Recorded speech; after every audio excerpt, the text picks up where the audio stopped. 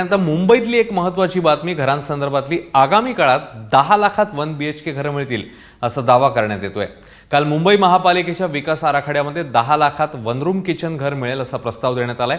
ही घरं बांधकाम खर्चातच विकली जाणार आहेत, त्यामुळे जवळपास 350 स्क्वेअर फुटाचं घर अवघ्या 10 लाखात मिळण्याची शक्यता आहे। सध्या परवडणाऱ्या घरांसाठी एकूण 11 योजना आहेत, त्यांची अंमलबजावणी करून नव्या पद्धती किंवा पर्यायांचा शोध विकास आराखड्यात घेण्यात आलाय।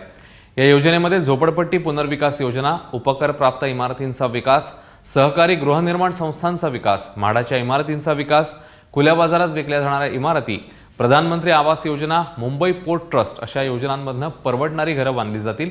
ही घरं मिठागराच्या जमिनी, मुंबई पोर्ट ट्रस्ट आदींच्या जमिनीवर उभारण्यात येतील।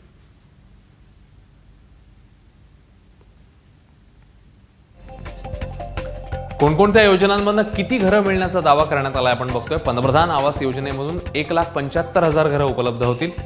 विकास आराखडा योजनेत 3,25,000 घरं, तर आरक्षित परवडणारी घरं असतील 25,000। खासगी आराखडा विकासातल्या गृहनिर्माणची देखील 25,000 घरं असतील। मुंबई पोर्ट ट्रस्टची देखील 25,000 घरं उपलब्ध असतील आणि म्हाडा, SRA आणि खुल्या बाजारातून निर्माण होणाऱ्या घरांची संख्या आहे 4 लाख।